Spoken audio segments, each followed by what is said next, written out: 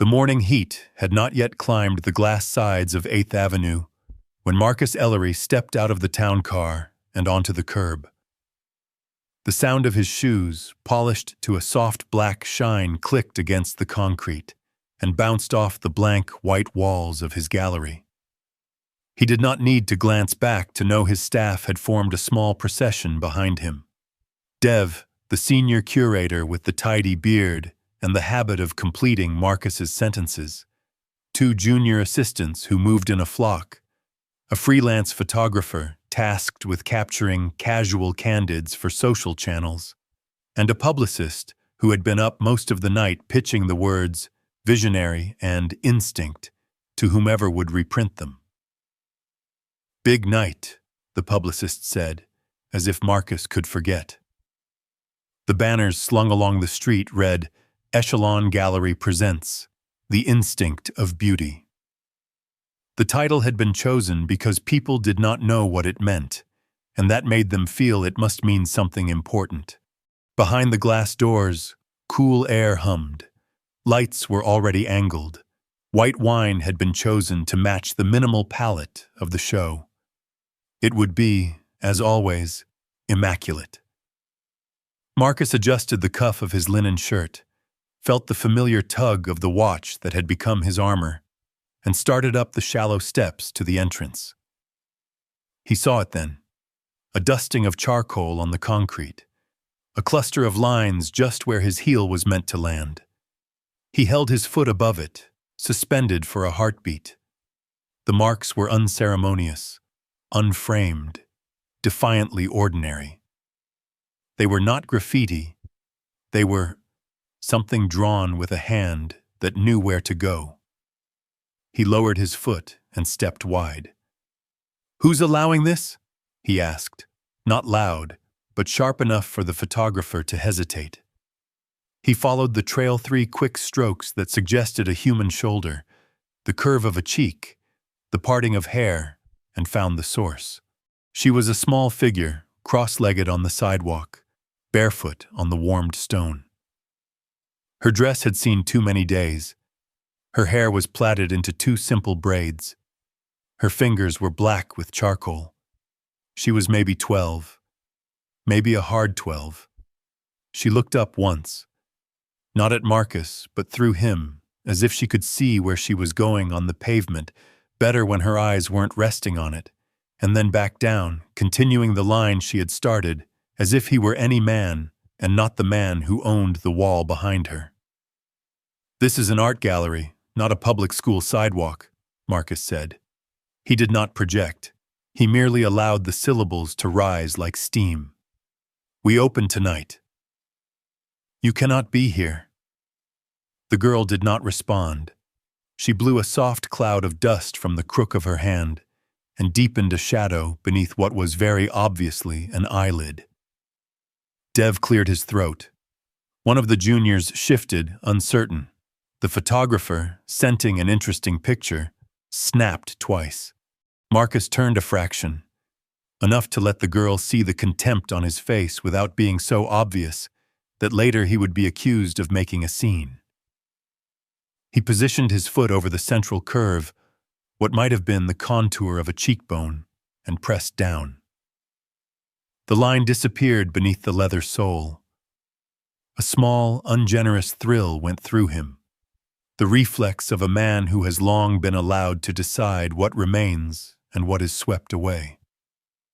"Please move along," he said, the way a concierge might speak to a tourist, and turned toward the door. Behind him, the sound of the girl's hand returned to the ground. Whisper, whisper, whisper. She was starting again. He did not look back. Her name was Nia Carter.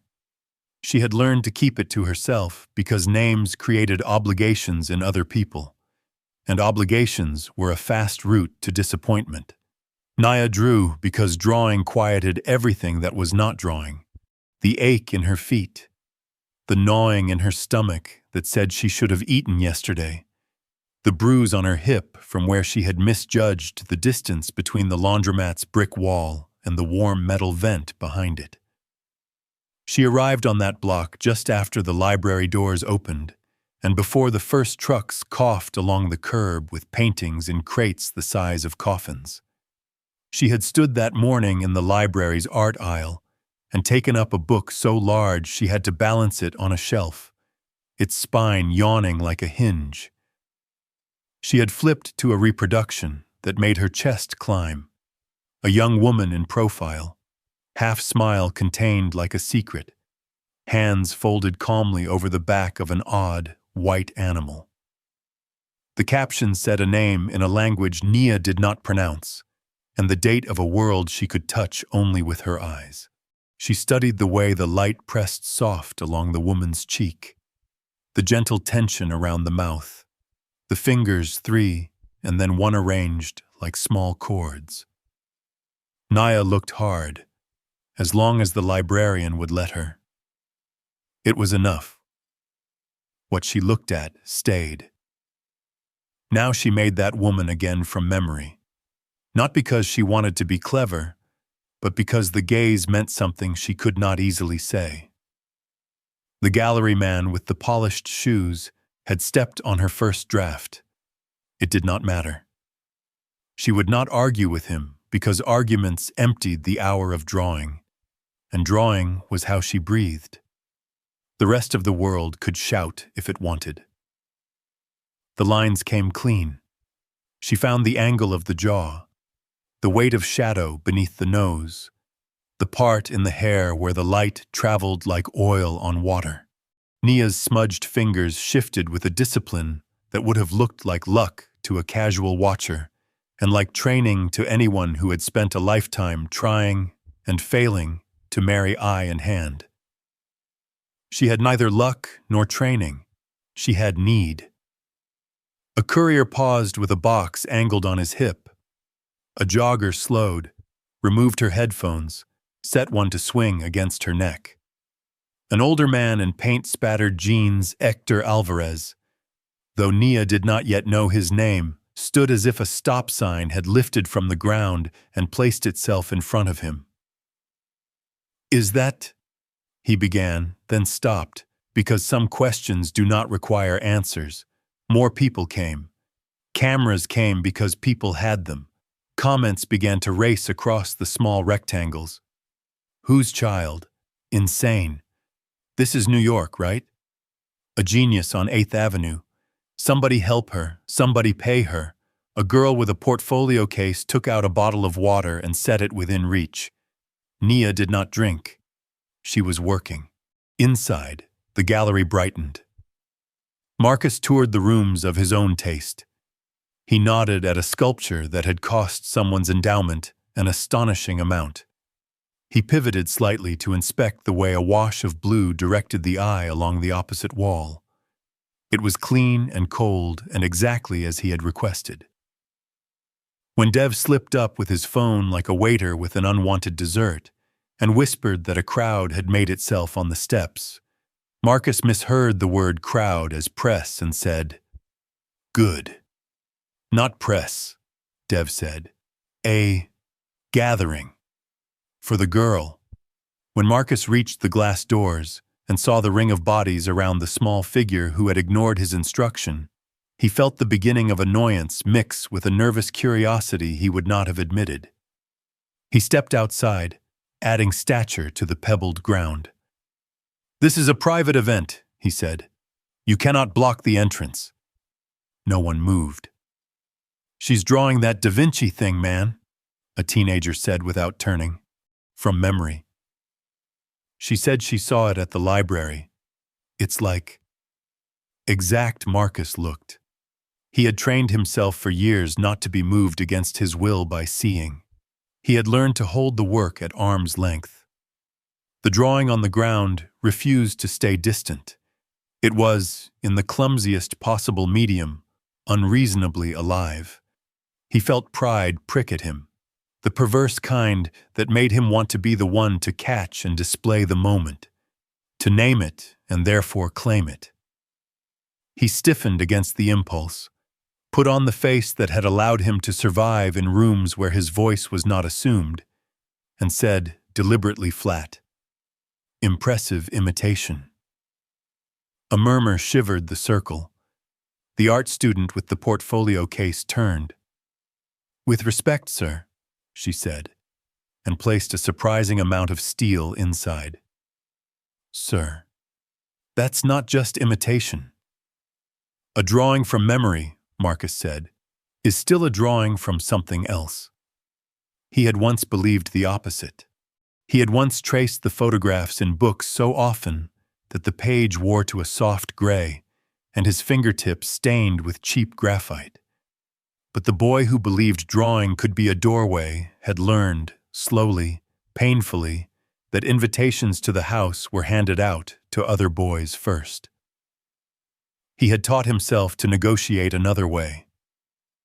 Now he stood in good clothes and said something he did not fully mean to a child whose bare toes curled slightly against the heat of stone. Naya glanced up at him. Her eyes were calm. "I'm not trying to be you," she said, and returned to the arc she had started. The line drew a sound from the crowd. It was not applause. It was that other noise difficult to name that people make when truth lands. Dev was watching Marcus. The staff were watching Dev watch Marcus. Hector Alvarez did not watch anyone but the girl. He crouched by the edge of the drawing, the way a man leans toward a sleeping child he is afraid to wake. "Where did you learn to do this?" Hector asked. His voice was mild, a teacher's. Nia did not shrug because that would have been an answer too. "I look," she said. "And remember?" Hector asked. "And remember," she said. "Photographic, then," said the student, half to herself, half to the stream chewing through her data plan. "But not just that. There's feeling. Look at the softness around the mouth." Marcus felt impatience flood his skin. He could allow this moment, a novelty, a scrap of street theater. He could even be generous and later wrap the story around his own brand like a ribbon. But he could not change the part of himself that resisted allowing something he had not planned to happen in front of his door. That part of him had been trained in corners and corridors, in a city that could praise him in a press release and still watch him in a store. "Talent without discipline is a magic trick," Marcus said, his voice gloved, "and copying is not creation." Hector looked up, slow. "Sometimes, sir," he said, "remembering is the beginning of creating." The older man's eyes were not unkind. They were simply steady. Marcus disliked, instantly and with the full force of unwanted recognition, that steadiness. He stepped back into the glass air of his gallery and let the door seal the ring of faces outside into a circle he could pretend was not there. By 2 p.m, the city had warmed enough to loosen the top button of even the most determined banker's shirt. Marcus sat in his office with the blinds drawn on half the windows. A press kit lay open on his desk, quotes highlighted, the names of the collectors who mattered circled in ink. The photographer had emailed 3 dozen usable images from the morning. In one of the frames, Marcus was standing in profile, the words, "Instinct of Beauty," bending just above his shoulder. He picked up the picture and set it down and opened the drawer to the left and took out a small notebook with a cardboard cover that did not belong in a room like this. He had not looked at it in years. At 14, he had sketched his mother in the kitchen, her hair wrapped in a scarf, her elbow resting on the laminate as she read the recipe from the back of the flour bag. The lines were wanderers. The shadows were uneven and eager. It was not good in the sense his clients meant that word, but it had what the morning's drawing on the sidewalk had, and what, if he was honest, his gallery sometimes did not. Breath. He remembered, with a clarity that made his stomach contract, the look on the face of the high school art teacher who had discovered him copying Botticelli in the library. Surprise followed by caution, admiration curdled by the knowledge that the permission slips for the summer program cost more than Marcus's mother could spare. He remembered the day he stopped drawing, and he could mark it as precisely as a date of injury, and started directing instead. Directing was safer. It changed rooms. It padded bank accounts. It built reputations like scaffolds. The girl outside was the boy inside. Or no, he corrected himself. She was braver than that boy had ever allowed himself to be. She had not argued. She had simply continued. By 3, he had sent Dev to the framers and the final lighting check. By 4, he had instructed the publicist to push social more aggressively. At 4:30, he told his driver to take him around the block. When the car passed the library, those simple columns, that worn stone, he tapped the window with his knuckle and felt an ache as unfamiliar and old as the first time he had lifted a pencil and realized it could be more than graphite on paper. "Back to the gallery?" the driver asked. Marcus looked at his hands. Back to her. The circle had grown. It was not a circus. It had the quiet concentration of a chapel. People did not jostle. They made room. They passed a plastic cup of water from hand to hand and kept it full. Someone had laid down a piece of cardboard so Naya's knees would not burn. The drawing on the ground was complete except where someone's shoe had smudged it, and the smudge itself looked like restraint rather than ruination, a reminder that nothing perfect survives outdoors. The town car door opened and Marcus stepped out without his entourage. His shadow moved across the edge of the drawing and stopped just short of it. He knelt. The air changed. The phones lifted like a flock of small birds. Marcus did not perform. He felt too strange to perform. He used the side of his hand to gently brush fragments of grit away from the line along the cheek.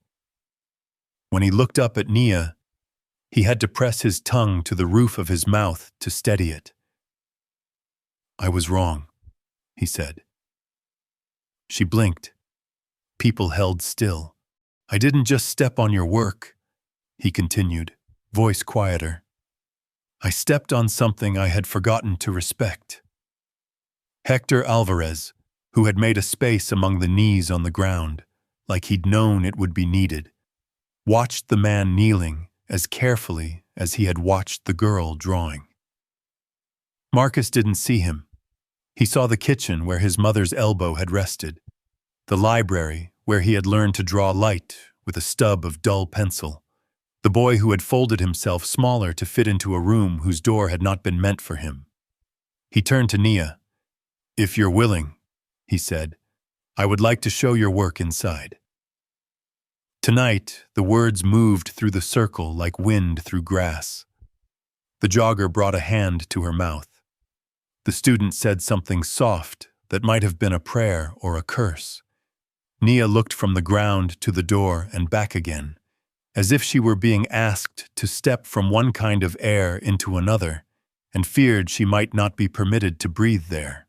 "Can I bring the other ones?" she asked.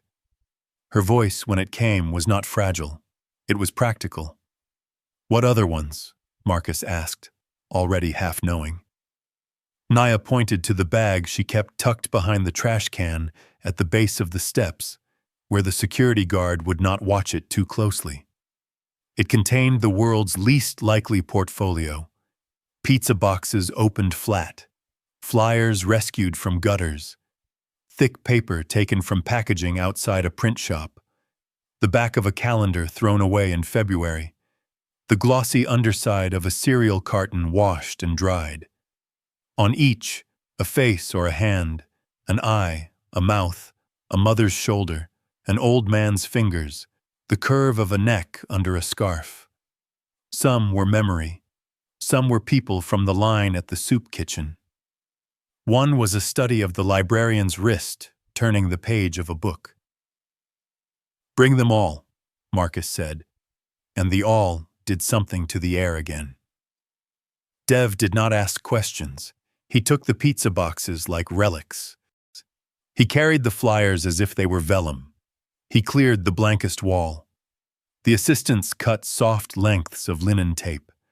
The photographer forgot the angle he was meant to use and simply raised his camera and let what was happening instruct him. By 6:30, the white room breathed differently. The show Marcus had built with months of calls and invoices still hung in place, but the long wall opposite it had become a map of someone else's work. The cardboard did not apologize for being cardboard. The tape did not pretend to be glue. Above the crowded array, Nia wrote, in a hand that looked like a careful child's, "The art nobody bothered to see." When she finished the last letter, she stepped back in unison with Hector, who had placed his hands in his pockets to keep from interfering, and with Marcus, who had placed his behind his back because he did not know what else to do with them. Patrons arrived in dresses that recognized their own price tags and suits that came with tailors' private numbers. They accepted glasses of wine and moved toward the lighted installations and then, without being told, redirected themselves. The wall of wrinkled paper demanded it. "What is this?" a donor asked, not unkindly, and then did not wait for an answer because it was there. It was the thing art sometimes is when it jumps over the fences set for it and lands in the middle of a polite road. "This is the child from outside," someone whispered, and the whisper traveled efficiently. Nia did not stand in the center. She stood at the edge with Hector on one side, and surprisingly, to herself, Marcus on the other. People asked questions that were better and worse. "How long did it take you? Where did you study? Who are your parents? May I buy one? What would you do if—" Nia listened and answered or didn't, as sense required. She said often, "I looked," and when someone laughed, thinking it a joke, she blinked and let the silence correct them. In the back row, a woman with a librarian's posture and neat hair had come in quietly and did not identify herself. Nia saw her anyhow, because you do not spend hours in a room with a person and not learn the outline of their presence. The woman gave the smallest nod in the world, as if to say, "I keep the books safe for anyone who needs them, including you." A councilman's wife who had not meant to be moved by a pizza box found her throat tight and did not know what to do with that feeling. A boy who had been skipping class for weeks made a note in his phone to go to the library instead. A critic put his pen down and let the lines on the wall redraw the sentences he had come prepared to write. When the doors closed at 11 and the street softened into the thin cool of late summer, Marcus stood looking at the wall like a man who has been given back something he lost and is afraid. Still, to pick it up in case it breaks. He wanted to speak and thought perhaps he should not. Nia saved him. "Do I have to take them down?" she asked. "Not tonight," he said. "Not tomorrow either." "Someone will throw them away," she said, practically again, because the world had not yet trained her to pretend that permanence could be assumed. "Not if they're mine," Marcus said, and then caught himself and changed it. "Not if they're yours and we choose to keep them." She nodded, accepting the correction. "Where are you staying?" he asked, careful. Nia looked at Hector. He looked at Marcus. "We'll make sure she's safe tonight," Hector said, and then more quietly, as if he did not want to tempt fate with too much hope. "And tomorrow we'll call a friend who knows how to handle the paperwork." If that's what she wants, Nia's chin lifted. "I want to draw where I don't get told to go away." "Then we start there," Hector said. 2 months did what months do in New York. They ran. The chalk dust vanished from the entrance and reappeared. The chalk lines were washed away by a rain so fierce People stepped into doorways and laughed because stepping into doorways and laughing is the only defense against rain that forgets to stop. School started for those who had school. For Nia, it started in a different way. A caseworker who did not talk down to her found a foster placement with a tired woman who had practiced loving children without asking for payment up front. The room Nia slept in had a window, and the window had a ledge, and from the ledge she could see the corner of the library roof, the part where pigeons like to sit in the middle of the day. Marcus made time he had previously called impossible. He met Nia on Tuesdays after the gallery closed and let her choose a seat at a long table in the back office. He did not teach her to draw, because he could not have even if he had wanted to. He taught her the things he knew, how to label what you do so other people understand it without understanding too much, how to say no and not explain, unless the no required a door to stay open, how to keep the first sketch when the second sketch is so clean you're tempted to hide the courage of the first, how to take money from people who have it and keep the money from deciding what you do next. The Tuesday sessions were small, almost laughably ordinary. Marcus noticed her hands would be still as birds, till he placed a piece of hard charcoal in her palm. Then her fingers became alive and certain. He noticed she would ask questions about the shape of a shadow, in the same breath she asked about the cost of a bus pass. He noticed, without knowing when it had happened, that the boy inside him felt less alone. Hector visited on Thursdays. He brought paper that was not the backs of boxes and not too precious either. He did not block her or redirect her. He offered small challenges like stepping stones.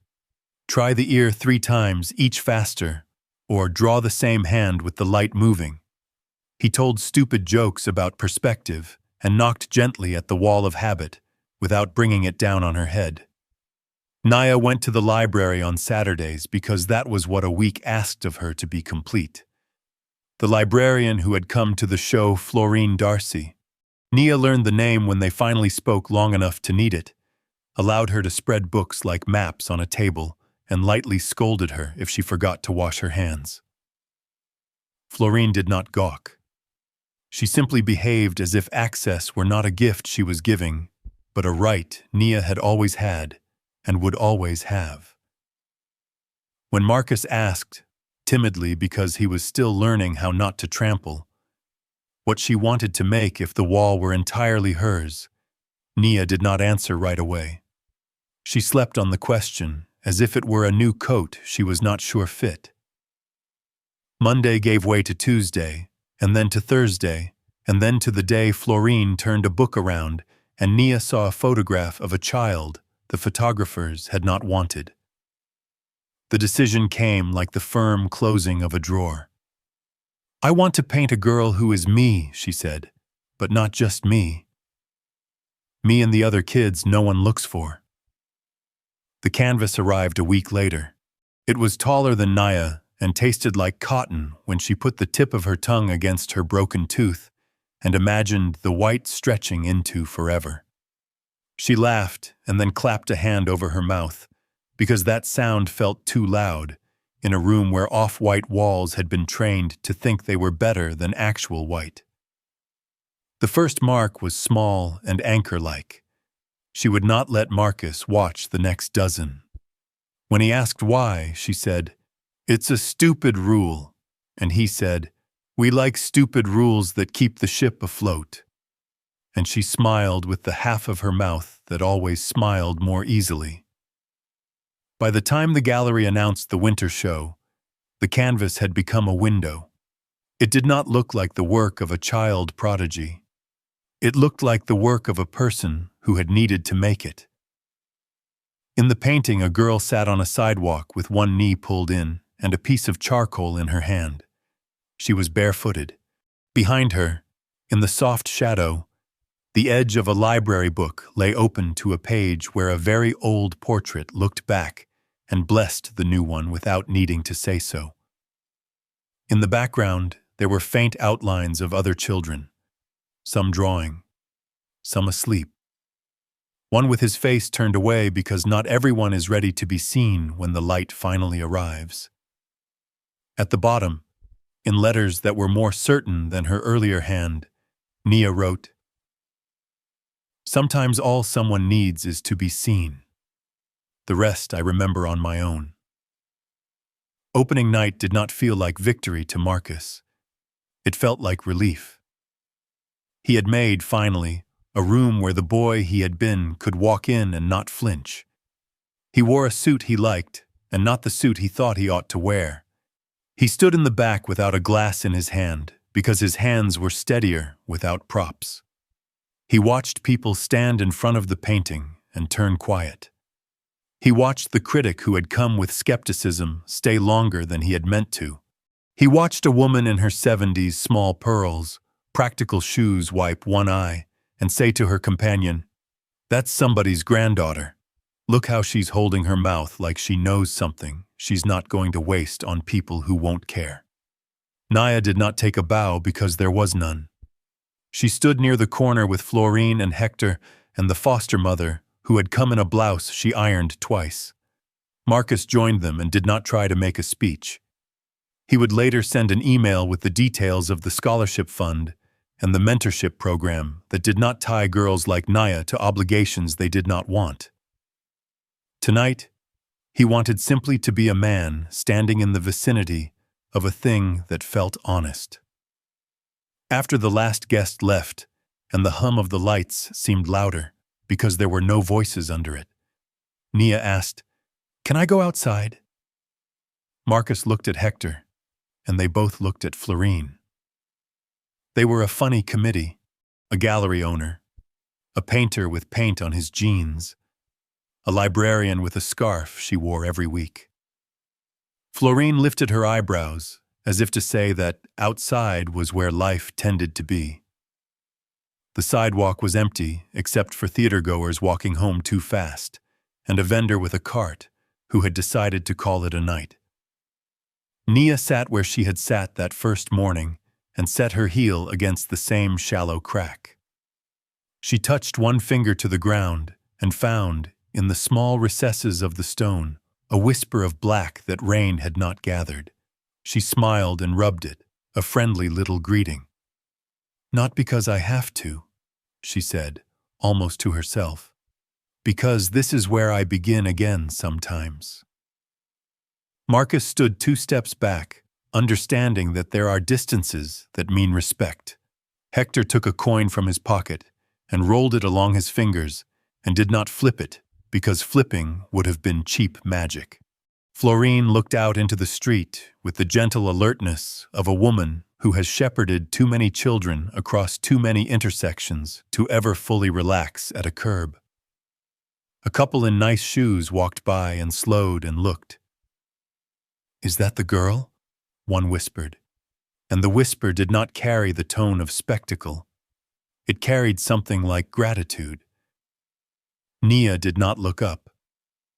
She pressed her finger gently into the ground. The line that came was thin, almost invisible. It was enough. There were interviews. There were adults who said her name too brightly, and others who said it as if they were afraid of breaking it.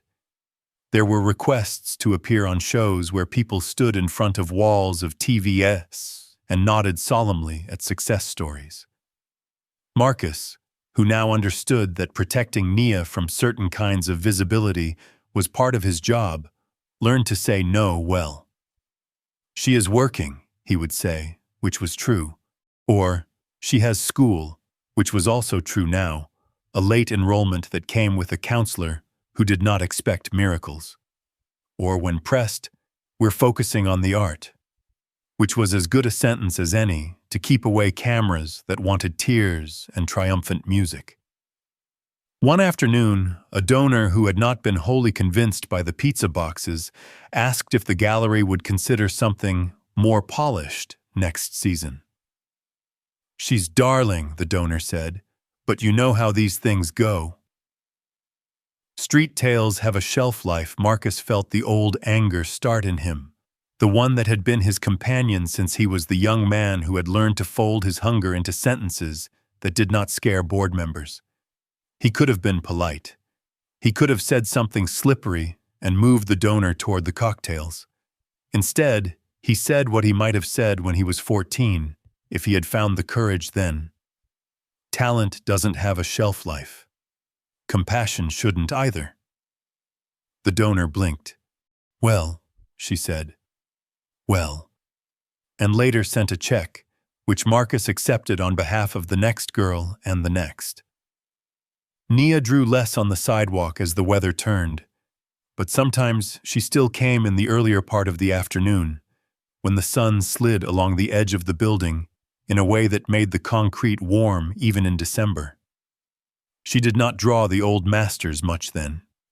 She drew people carrying grocery bags, a man leaning into his own breath to warm it, a tired mother speaking soft to a baby whose whole face had the serious look of an elder.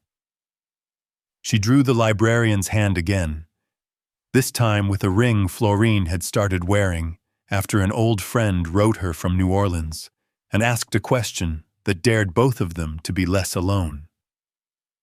If a stranger made a remark from kindness or curiosity, or something in between, Nia would look up briefly and nod and return to the line. She had learned that talk is often a leash. She had also learned something else, more tender. That attention could be care even if it did not crowd. Sometimes Marcus joined her and did nothing but watch the way she located the dark first and then the light. It taught him more than the shows he'd built. Once, shyly, he brought his own notebook. Nia raised an eyebrow and said nothing, which is the right way to take a confession. He drew poorly and felt good afterward, the way a man whose leg has been asleep too long feels a relief in the prickling pain that says blood is returning. There were bad days. There would always be bad days. A teacher made a face at a smudge on homework. A man asked too many questions about where she slept before she had a room. A social worker with a caseload too heavy forgot to file a form until 30 hours after it mattered. Each time, the thin thread that stitched Nia's life into something wearable tugged, and each time it held because there were more hands on the other end of the thread now. On a pale afternoon in late winter, Nia walked past the laundry where she had once hidden beside the vent and noticed a new sign in the window. Community Board Meeting, Tonight Youth Arts Program. She stopped. She looked through the fogged glass at a handful of folding chairs and a woman taping a flyer with a smile that looked stubborn enough to survive a small storm. She stepped inside. "Do you need someone to put up chairs?" she asked. The woman who introduced herself as Mrs. Lopez and who had 4 jobs, not all of them paid, beamed at her as if the question were the currency of the realm. "Always," she said, and handed Nia a stack of metal that clanged pleasantly. Nia set the chairs in 2 neat rows, and then 3, and then a small arc on the side. Children came, a boy in a coat that needed one more button, a girl whose braids rattled, an older kid with bruised confidence, and drew with stubby pencils on paper so thin the lines showed through. Nia moved among them, not as the girl from the news or the gallery, but as a person who had once found the line that made a mother's hand belong to a mother's hand again. When she left, the cold placed a careful palm on her cheek. She tucked her hands into her sleeves. The library doors were closing soon. She sped up because there was a book she had not yet finished looking at. Marcus would be at the gallery. Hector would be in his studio making a mess that looked like a mess until suddenly it looked like the sky. Florine would be by the return bin, muttering kindly at the mystery of a missing volume that would appear exactly when she stopped worrying about it. The world, for once, moved not against Nia, but with her. At the corner she paused and glanced down, A soft crescent of charcoal lay there from earlier, perhaps hers, perhaps the ghost of someone else's hand. She picked it up, pressed it against the stone, and made a small mark no one would notice but her. It was not a signature. It was a promise kept to the part of herself that had waited longer than a child should have to wait. Then she slipped into the library's warmth and went to look.